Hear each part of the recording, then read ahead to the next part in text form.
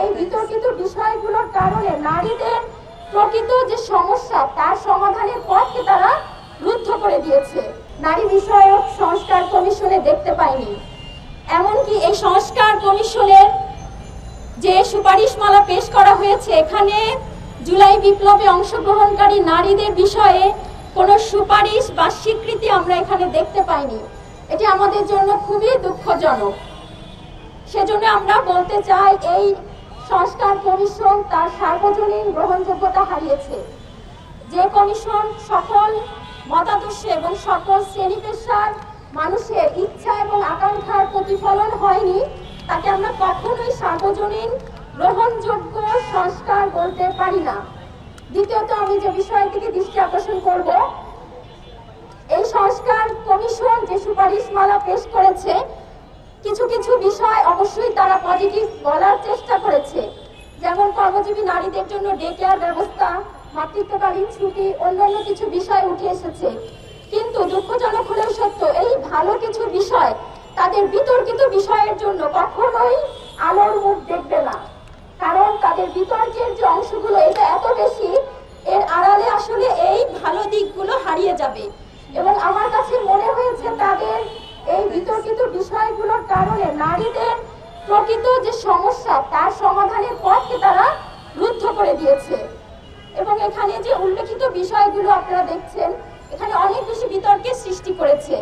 প্রথমত যদি আমরা বলি, তারা এখানে সম অধিকারের বিষয়ে বলেছে, অথচ আমরা জানি যে 90% মুসলিম নারী যে দেশে, সেখানে ইসলামী যে আইন, একজন মৃত ব্যক্তির সম্পত্তিতে তার পিতামাতা, তার সন্তান, তার বিধবা স্ত্রী যে সম্পত্তি পাবে, আমরা এখনো সেই অধিকার নিশ্চিত করতে পারিনি।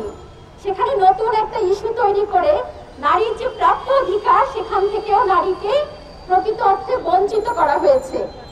আর শিরিন পারভীন হক বলেছেন, তিনি ধর্মকে পুরোপুরি উপেক্ষিত করেছেন। এবং একটি প্রশ্নের জবাবে তিনি এটিও বলেছেন যে প্রত্যেকে যার যার মূল্যবোধ অনুযায়ী আইন প্রণয়ন করতে পারে। যারা কোনো ধর্মের অনুসারী না বা কোনো মতাদর্শের অনুসারী না, তাদেরকে নিয়েই তিনি এই সংস্কার প্রস্তাবনা দিয়েছেন। আমার প্রশ্ন, এই সংখ্যা আমাদের দেশে কত %? তার কোনো সঠিক পরিসংখ্যানও তারা সংস্কার কমিশনের সুপারিশমালায় দিতে পারেনি।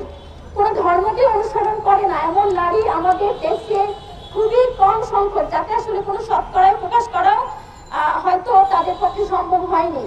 আমাদের দেশের নারীরা স্বভাবতই ধর্মভীরু।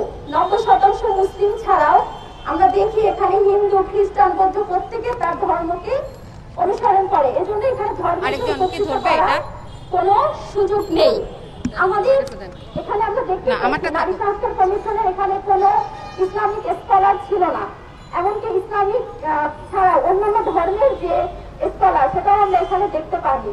এক্ষেত্রে আমরা বলতে চাই যে করা হয়েছে তার যে অযৌক্তিক এবং বিতর্কিত সুপারিশগুলো রয়েছে, এগুলো অবশ্যই বাতিল করতে হবে। এবং সেই সাথে এই যে প্রতিনিধিত্ব করতে ব্যর্থ হয়েছে সমাজের সকল শ্রেণী এবং নারী পেশার নারীদের প্রতিনিধিত্ব করতে ব্যর্থ হয়েছে যে কমিশন, এই কমিশনকে বাতিল করে পুনরায় নারী বিষয়ক কমিশন গঠন করতে হবে।